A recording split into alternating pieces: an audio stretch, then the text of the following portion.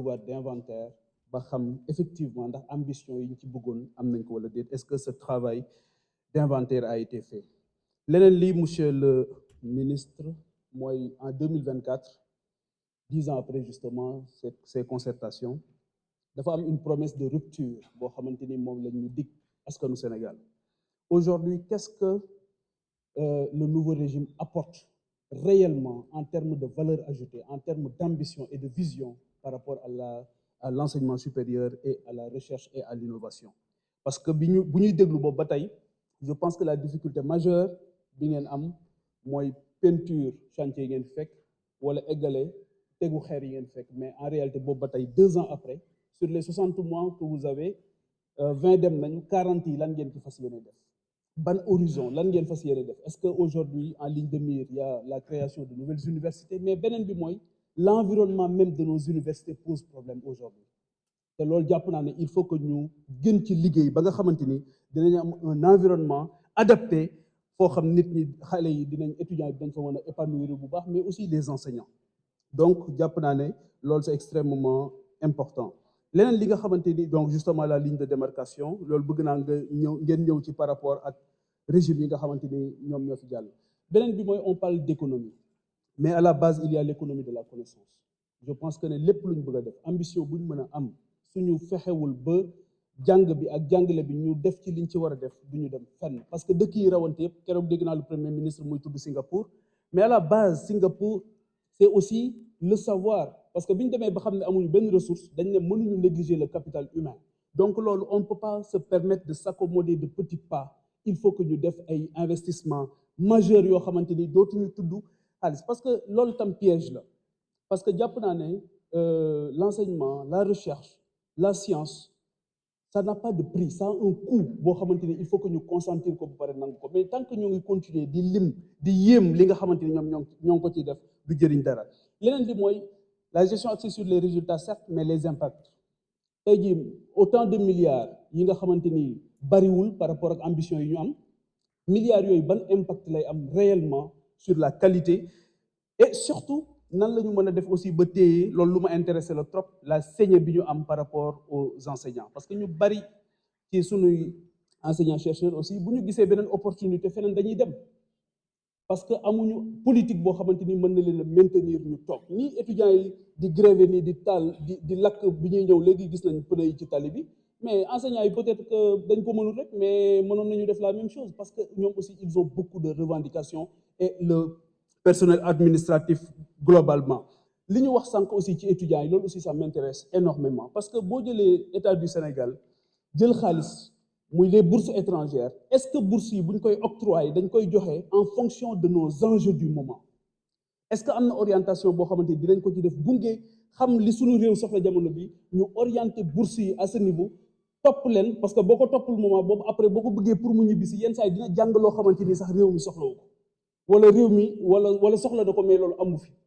Donc nan la ñuy def ba bu ñuy joxe bourse yi dañuy accompagner aussi ci ambition yi nga xamante ni état du Sénégal am na ko. Loolu jàpp naa ne aussi lu ama am solo la. Leneen li ay yóbbante la par rapport ak université yi, monsieur le ministre, dañuy voter ce budget dans un contexte de crise.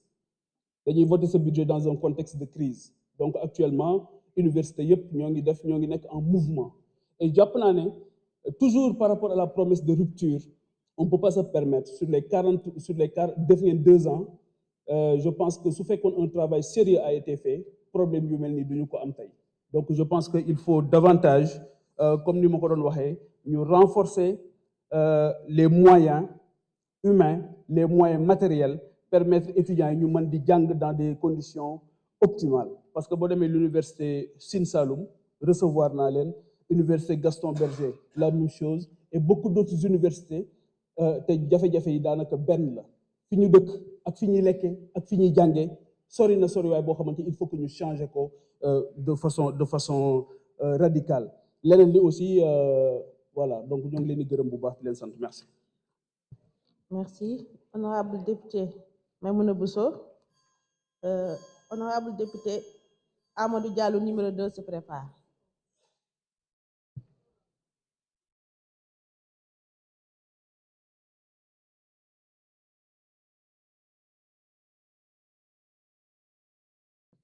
Merci Madame la Présidente Roquingay.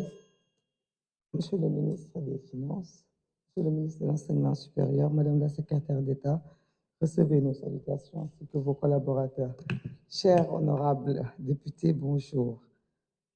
Le point commun de nos deux collègues qui ont parlé tout à l'heure, qui sont aussi des opposants, c'est de ne pas comprendre, en fait, le sens même de l'opposition.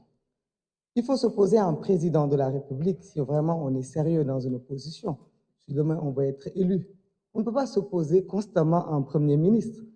Ça n'a pas ambitieux d'essayer de remplacer un Premier ministre. Cela montre réellement que vous avez un problème personnel avec le Premier ministre.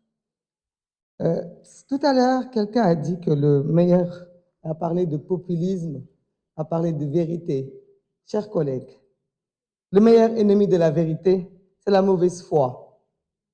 Et je vais vous dire aussi, le pire ennemi d'un homme politique, c'est l'impopularité.